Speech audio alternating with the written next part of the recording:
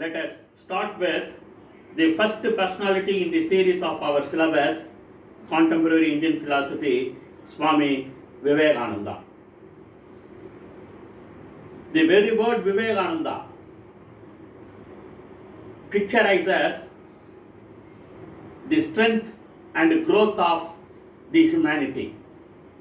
The strength of humanity, the growth of humanity is very much emphasized by Swami Vivekananda. He took the classical Indian philosophy, particularly the Vedanta philosophy, to reform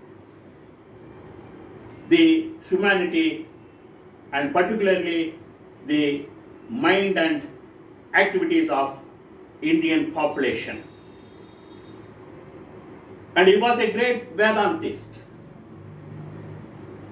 His philosophy is called as practical Vedanta. And what you mean by practical Vedanta, we will see afterwards. Before that, let us see what you mean by Vedanta. What this Vedanta mean to us. Let us see the spirit and influence of Vedanta.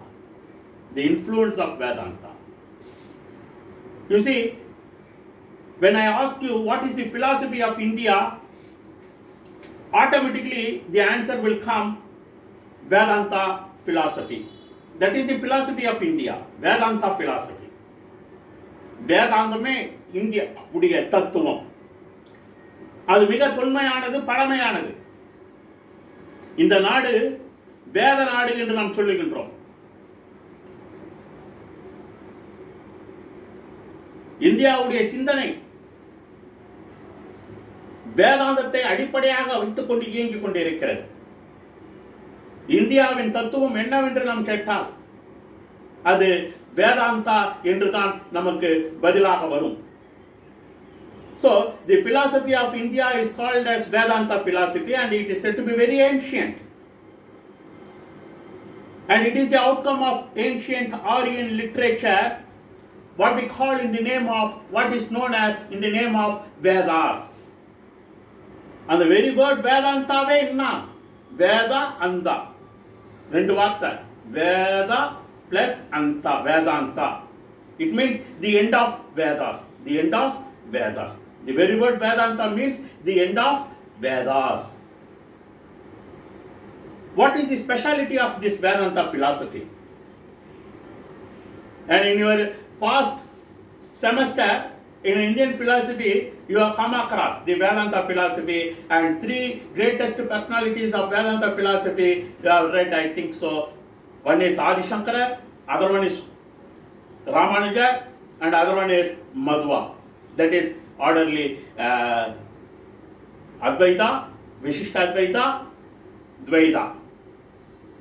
In your second semester, you come across in your syllabus. And what is the speciality of this Vedanta philosophy? The very word Vedanta means end of Vedas we had seen. What it means? What it speaks about? Vedanta philosophy has certain peculiarities, special features. What it is? This Vedanta philosophy is perfectly impersonal. It is perfectly impersonal. Impersonal means what? Impersonal. It is quite opposite to personal. Personal means person. உருவம், ஒரு மனிதனை.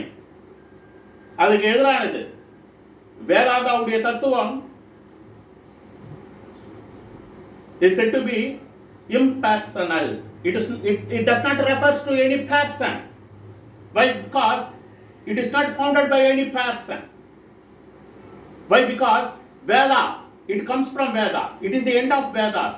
And Veda means aprushya. That is, it is not a product of any human mind. மனிதனால் உருவாக்கப்பட்டதல்ல வேதம். மனிதனால் ஏற்றப்பட்டதல்ல வேதம். வேதம் என்பது மனிதனின் வெளிப்பாடு கிடையாது. Therefore, Veda is impersonal. Therefore, this Vedanta personality, Vedanta philosophy is said to be impersonal. It is perfectly impersonal. impersonal. It means மனிதர்களால் உருவாக்கப்பட்டது கிடையாது, மனிதனால் ஏற்றப்பட்டது கிடையாது, மனிதனால் சொல்லப்பட்டது கிடையாது என்பது அதனுடைய சிறப்பு கூறு. That is, it does not have its origin to any person, any philosopher, any prophet, any religious leader. அதனுடைய தோற்றம் எந்த ஒரு மனிதனோடு சம்பந்தப்பட்டது கிடையாது, மனிதனால் இந்த மனித குலத்திற்கு சொல்லப்பட்டதும் கிடையாது. And it does not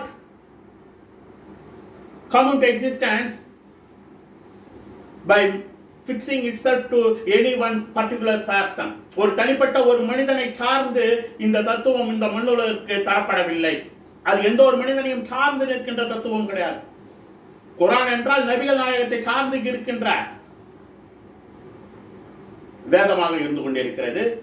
Bible என்றால் கிறிஸ்துவம், பைபிள் என்றால் இயேசுவை சார்ந்து நிற்கின்ற ஒரு தொகுப்பாக இருந்து கொண்டிருக்கிறது. ஆனால் அதுபோல் இந்த வேதாந்தா என்பது எந்த ஒரு தனி நபரையும் சார்ந்து நிற்கின்ற ஒரு சிந்தனை கோட்பாடு கிடையாது. These are the specialities of Vedanta philosophy.